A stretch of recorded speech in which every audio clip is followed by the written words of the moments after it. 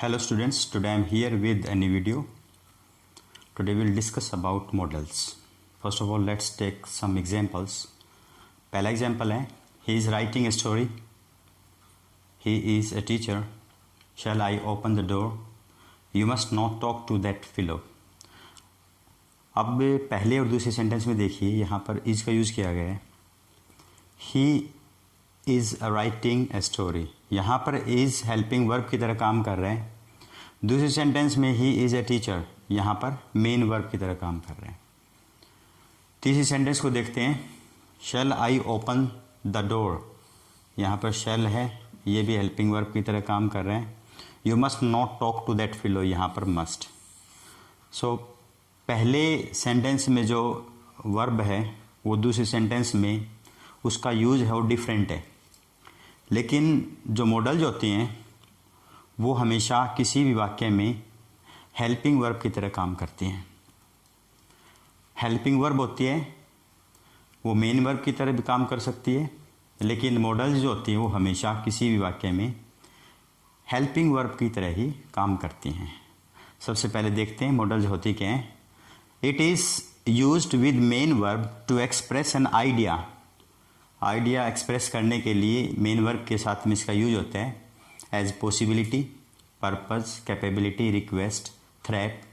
सो आप इसमें बहुत सी चीज़ें आप इसके अंदर आपको पता है कि बता सकते हैं. तो वो मॉडल जो होती हैं, मॉडल्स हमेशा किसी भी वाक्य में हेल्पिंग वर्ब की तरह काम करती हैं, किसी भी वाक्य में मेन वर्ब की तरह यूज़ नहीं होती हैं. जैसे मॉडल जो होती हैं can, could, will, would, shall, should, may, might, must, ought to. Semi modal जो होती हैं यूज टू, नीड और डेयर, क्योंकि इनका प्रयोग मॉडल की रूप में तो होता ही है, इसके साथ साथ ये मेन वर्ब की तरह भी यूज होती हैं, तो इसलिए इनको सेमी मॉडल्स कहा जाता है. तो सबसे पहले हम देखते हैं यूज ऑफ मे. पहला रूल देखते हैं. टू एक्सप्रेस परमिशन, अनुमति लेने या देने के लिए मे का प्रयोग करते हैं. इसमें पोलाइट रिक्वेस्ट होती है. जैसे मे आई कम इन सर. आप जब क्लास में एंटर करते हैं तो बड़ी विनम्रता के साथ सर से परमिशन मांगते हैं, तो वहाँ पर मे का यूज़ करते हैं. इसी प्रकार से सर आपको परमिशन देते तो कहते हैं येस यू मे कम इन.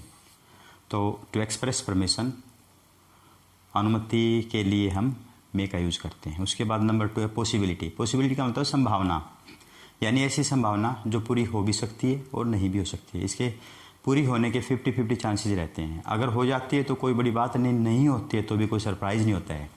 तो इस प्रकार की संभावना को व्यक्त करने के लिए हम मे का प्रयोग करते हैं.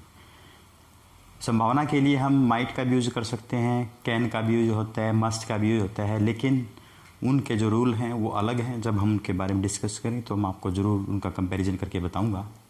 पहले देखते हैं मे की संभावना को व्यक्त करने के लिए. तो मे का जब संभावना को व्यक्त करने के लिए यूज होता है तो संभावना ऐसी होती है जो पूरी हो भी सकती है और नहीं भी हो सकती. तो इस प्रकार के सेंटेंस में हम मे का यूज़ करते हैं. जैसे इट मे रेन टुडे, इसका मतलब बादल दिखाई दे रहे हैं, बरसात हो भी सकती है नहीं भी हो सकती है. ही मे कम, वो आ सकता है. इसका मतलब आपकी उससे बात हुई है और उसने साथ साथ ये भी बता दिया कि उसको अगर कोई काम होता है तो हो सकता ना भी आए. तो आ जाता है तो कोई बड़ी बात नहीं होती है, आपको पता था, उसने बोल दिया था. और अगर नहीं आता तो उसने भी उसके बारे में बता दिया था कि वो हो सकता है अगर उसको कोई काम हो जाए तो उसके बाद ना आए. तो संभावना को व्यक्त करने के लिए हम मे का यूज़ करते हैं.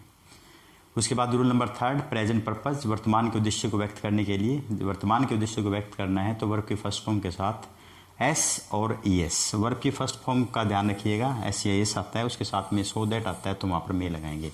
अगर यहाँ पर वर्ब की फर्स्ट फॉर्म के साथ एस या एस के साथ में हम अगर वर्ब की सेकंड फॉर्म लगा दी इसकी जगह पर, तो फिर यहाँ पर मे की जगह पर हो जाएगा माइट. तो आपको ध्यान में रखना है, अगर वर्ब की फर्स्ट फॉर्म है तो मे, वर्ब की सेकंड फॉर्म है तो माइट. जब मैं आपको माइट का यूज़ बताऊंगा तो उसमें आपको इसके बारे में पता लगेगा. तो इस प्रकार से हम जहाँ पर वर्तमान के उद्देश्य को बताया गया है तो मे का यूज़ करेंगे, भूतकाल के उद्देश्य को बताया गया है तो माइट का यूज होगा. इसका एग्जाम्पल देख लेते हैं. We eat so that we may live. यहाँ पर सो दैट आया है, वी ईट फर्स्ट फॉर्म है तो यहाँ पर हम मे लगाएंगे. उसके बाद विश या प्रेयर. रूल नंबर 4 है विश या प्रेयर, यानी इच्छा व प्रार्थना व्यक्त करने के लिए, इच्छा या प्रार्थना को व्यक्त करना है तो उसमें हम मे का यूज करते हैं। भगवान से कोई भी हम प्रार्थना करते हैं किसी के लिए, इसमें साइन ऑफ एक्सक्लेमेशन आता है, इस बात को ध्यान रखिएगा। जहाँ पर साइन ऑफ एक्सक्लेमेशन आता है, वर्तमान की इच्छा या प्रार्थना व्यक्त की किसी के लिए, तो हम वहाँ पर मे का यूज करते हैं। जैसे यू मे लिव लॉन्ग, तो यहाँ पर हम मे का यूज करेंगे। उसके बाद रूल नंबर 5 देखते हैं, फॉर इनफॉर्मल रिक्वेस्ट। जितने भी इनफॉर्मल रिक्वेस्ट होते हैं उनके लिए हम मे का यूज़ करते हैं। फॉर्मल और इनफॉर्मल दो प्रकार की रिक्वेस्ट होती हैं। जब आप किसी अधिकारी से रिक्वेस्ट करते हैं वो फॉर्मल रिक्वेस्ट होती है। जब आप किसी प्रकार ब्लड रिलेशन में या घर में कोई भी किसी प्रकार या दोस्त से रिक्वेस्ट कर, दैट इज़ इनफॉर्मल। तो उस प्रकार की रिक्वेस्ट के लिए हम मे का यूज़ करते हैं। जैसे मे आई, जिसमें किसी प्रकार की कोई फॉर्मेलिटी नहीं होती है, may I have the salt please, तो यहाँ पर हम मे का यूज़ करेंगे। उसके बाद में मे नॉट का मतलब होता है not likely to be true, और कैन नॉट का होता है इम्पॉसिबिलिटी। एग्जाम्पल देखते हैं, उसके बाद आपको समझ में आ जाएगा। The news may not be true, इसका मतलब जो न्यूज़ है वो सही हो भी सकती है, ट्रू हो भी सकती है और नहीं भी हो भी सकती है, नहीं भी हो सकती है। लेकिन अगर हम बात करें the news can not be true, इसका मतलब उसके सच होने की कोई संभावना नहीं है। कैन नॉट का मतलब होता है वो चीज़ जो होने की संभावना हो ही ना, और मे नॉट का मतलब वो चीज़ हो भी सकती है और नहीं भी हो सकती है। तो इस प्रकार के सेंटेंसेज में हम कैन नॉट का भी यूज़ कर सकते हैं, मे नॉट का भी यूज़ किया जा सकता है। उसके बाद रूल नंबर 7 है गैस। किसी चीज़ का अंदाज़ा लगाने के लिए, किसी चीज़ के बारे में जब आप अंदाज़ा लगाते हैं, गैस लगाते हैं, तो उसके लिए हम मे का यूज़ करते हैं। जैसे it is the most important question, ये बहुत ही महत्वपूर्ण क्वेश्चन है, so it may be asked in the examination, तो यहाँ पर मे का यूज़ करेंगे। उसके बाद में रूल नंबर 8 है स्पीकर्स परमिशन, यानी वक्ता के द्वारा दी गई जो इजाज़त है उसके लिए भी हम मे का यूज़ करते हैं। जैसे ही मे टेक माई बुक, यहाँ पर वक्ता ने उसको परमिशन दे दी है उसकी किताब लेने के लिए, तो वक्ता द्वारा दी गई जो परमिशन होती है उसके लिए भी हम मे का यूज़ करते हैं। रूल नंबर 9 देखते हैं, मे प्लस में हैव प्लस में वर्ब की थर्ड फॉर्म वर्तमान की संभावना को व्यक्त करने के लिए करते हैं।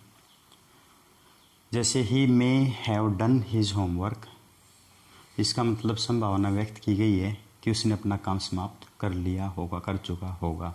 इसका मतलब वो ऐसा हो सकता है कि उसने ऐसा कर लिया हो। तो वर्तमान की संभावना को व्यक्त करने के लिए यदि यही बात भूतकाल की, भूतकाल की संभावना को व्यक्त किया गया हो तो हम मे की जगह पर माइट का यूज़ करते हैं। आगे देखते हैं माइट के यूज़। सबसे पहले मे के पास्ट के रूप में, वहाँ पर हम माइट का यूज़ करते हैं। जैसे सेकंड, यहाँ पर सेकंड फॉर्म दी गई है तो यहाँ पर हम माइट का यूज़ करेंगे। जैसे वर्तमान में मे का प्रयोग संभावना को व्यक्त करने के लिए करते हैं, उसी प्रकार से अगर माइट का यूज़ करते हैं तो वो वर्ब की सेकंड फॉर्म के साथ में, अगर हम इसको यहाँ से छुपा देते हैं इस सेंटेंस को, यहाँ पर हम मे का यूज़ कर सकते हैं।